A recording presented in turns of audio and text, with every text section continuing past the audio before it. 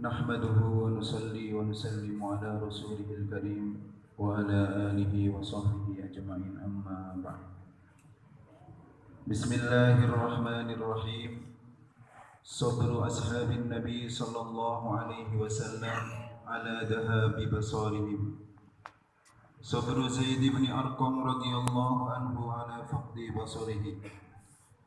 أخرج البخاري في الأدب عن زيد بن أرقم رضي الله عنه يقول: رمدت عيني فعادني النبي صلى الله عليه وسلم ثم قال: يا زيد لو أن عينك لما بها كيف كنت تصنع؟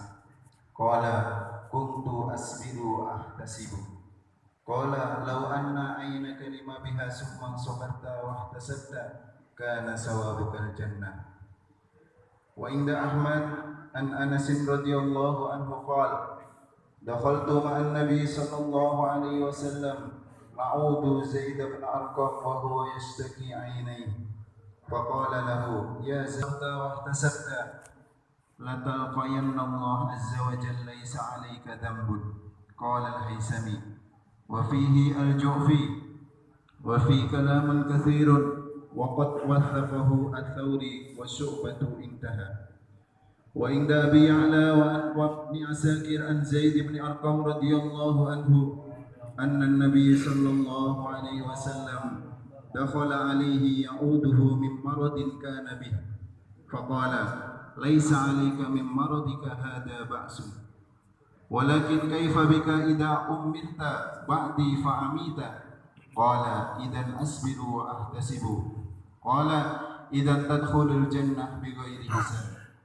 فأمي بعد ممات النبي صلى الله عليه وسلم.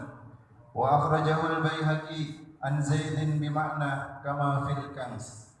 وأخرجه الطبراني في الكبير عن زيد نحوه وزاد: فأمي بعدما مات النبي صلى الله عليه وسلم ثم رد الله عز وجل إليه بصره ثم مات رحمه الله. قال الهيثمي: صبر أحد أصحاب النبي صلى الله عليه وسلم على فقد بصره. وأخرج البخاري في الأدب عن القاسم ابن محمد أن رجلا من أصحاب النبي صلى الله عليه وسلم ذهب بصره وعادوه، فقال: كنت أريدهما لأنظر إلى النبي صلى الله عليه وسلم، فأما إذ قبض النبي صلى الله عليه وسلم فوالله ما يسرني أنما بهما بدبي من دباء تبالة. وأخرجه ابن سعد عن القاسم نحوه. Bismillahirrahmanirrahim. Kesabaran sahabat Nabi Sallallahu Alaihi Wasallam terhadap matanya yang buta. Sabarnya Sayyidina Zaid ibnu Arqam radhiyallahu anhu terhadap matanya yang buta. Imam Bukhari mengeluarkan hadis ini di dalam kitab Al-Adab dari Sayyidina Zaid ibnu Arqam radhiyallahu anhu. Zaid mengatakan, saya akan bersabar dan saya akan mengharap ridha Allah. Maka baginda Nabi sallallahu alaihi wasallam bersabda, kalau memang mata kamu buta, kemudian kamu bersabar dan mengharap pahala dari Allah, maka pahala. Ahmad diriwayatkan dari Sayyidina Anas radhiyallahu anhu, beliau berkata, ketika baginda Nabi sallallahu alaihi wasallam menjenguk Sayyidina Zaid bin Arqam, maka saya pun ikut masuk dalam keadaan sakit mata. Maka baginda Nabi sallallahu alaihi wasallam mengatakan kepada Zaid, wahai Zaid, kalau memang sebab mata kamu sakit itu kemudian kamu bersabar, mata kamu menjadi buta, kemudian kamu bersabar dan mengharap ridha Allah Subhanahu wa taala, maka sungguh kamu akan bertemu dengan Allah dalam keadaan kamu tanpa dosa sedikit pun. Sebagaimana dikatakan oleh Imam Al-Hizami. Dan dikeluarkan dari Imam Abu Ya'la dan Ibnu Asakir dari Sayyidina Zaid ibnu Arqam, beliau berkata, sesungguhnya baginda Nabi sallallahu alaihi wasallam menjenguk Zaid bin Arqam yang sedang sakit mata. Kemudian baginda Nabi SAW berkata, sakit kamu ini tidak akan membahayakan kamu. Tapi bagaimana sikap kamu kalau umur kamu panjang dan setelah aku wafat kamu menjadi buta?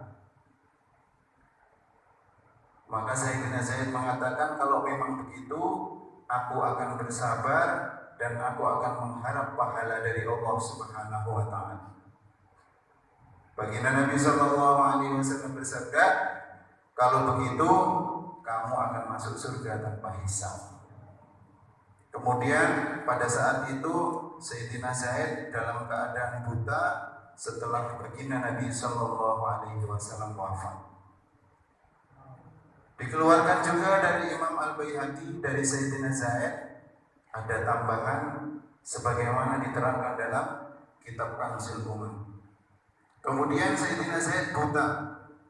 Setelah beliau buta, setelah baginda Nabi SAW wafat, kemudian beliau sembuh dari butanya dan setelah itu beliau wafat radhiyallahu anhu. Sabarnya salah seorang sahabat terhadap matanya yang buta.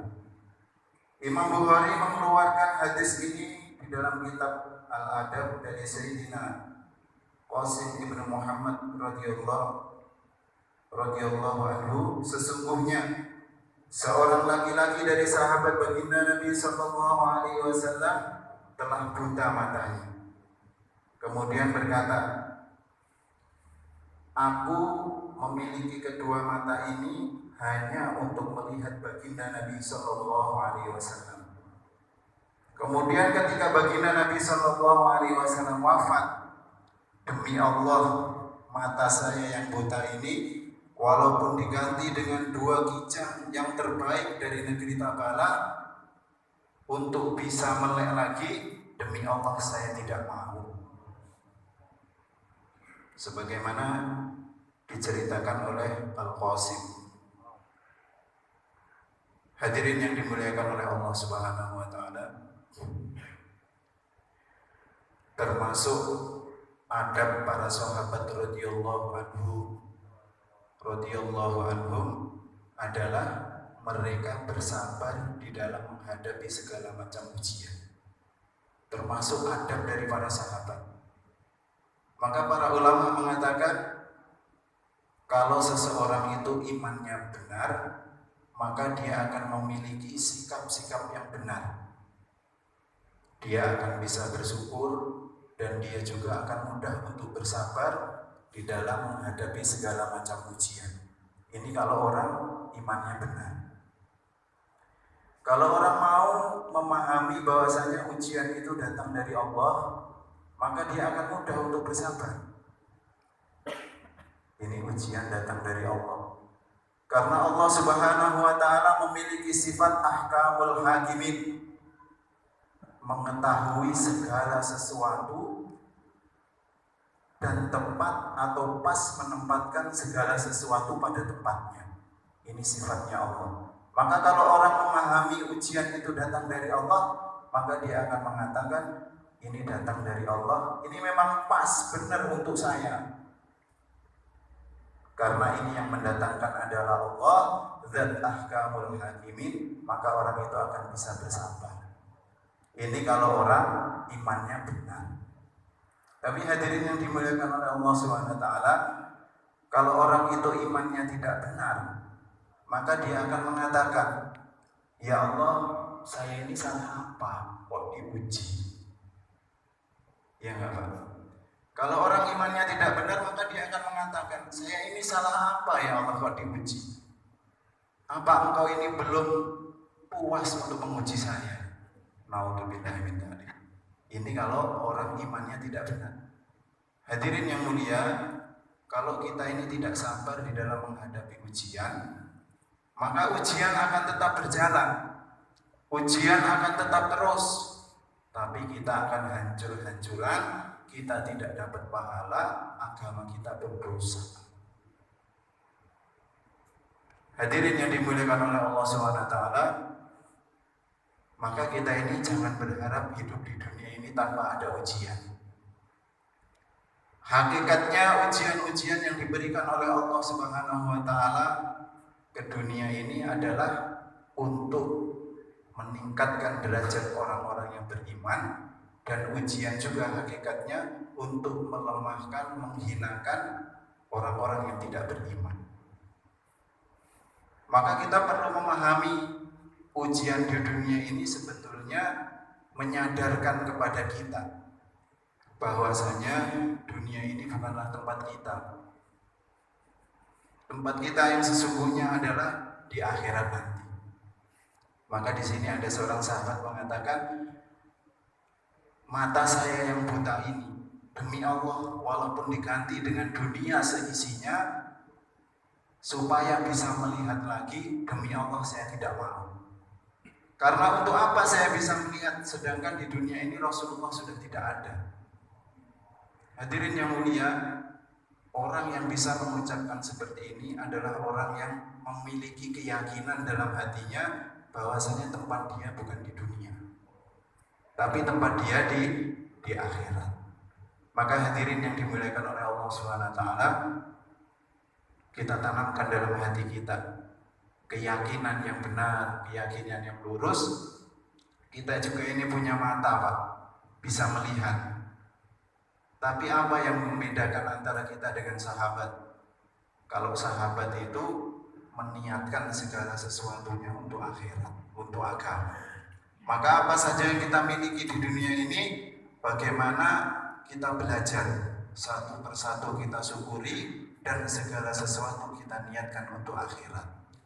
Mudah-mudahan kita semua ditolong oleh Allah SWT, kita menjadi orang-orang yang husnul khatimah, dan kita nanti dikumpulkan oleh Allah bersama mereka, orang-orang yang telah sukses hidup di dunia ini. Allahumma salli ala Sayyidina Muhammad wa ala ali Sayyidina Muhammad kama shallaita wa sallamta wa barakta ala Sayyidina Ibrahim wa ala ali Sayyidina Ibrahim fil alamin innaka Hamidum Majid. Nas'aluka ya Allah bima'atidil izzi min arsyik wa mubtaha rahmati min kitabik wasfikal arda wa jaddikal ala wa kalimatika tamati kulliha an taghfira lana khatayana wa tuyassira umurana wa tufarrija humumana wa kurubana wa taqdiya hajatina wa duyunana wa tahdiyana wa tahdi bina wa tahdiyana wa tahdi bina wa tahdiyana wa tahdi bina wa taj'alana sababan liman ihtada wa taj'alana sababan liman ihtada wa taj'alana sababan liman ihtada wa sallallahu ala sayyidina Muhammadin nabiyil ummi wa ala alihi wa sahbihi wa baraka wa sallam walhamdulillahi rabbil alamin. Assalamualaikum warahmatullahi wabarakatuh.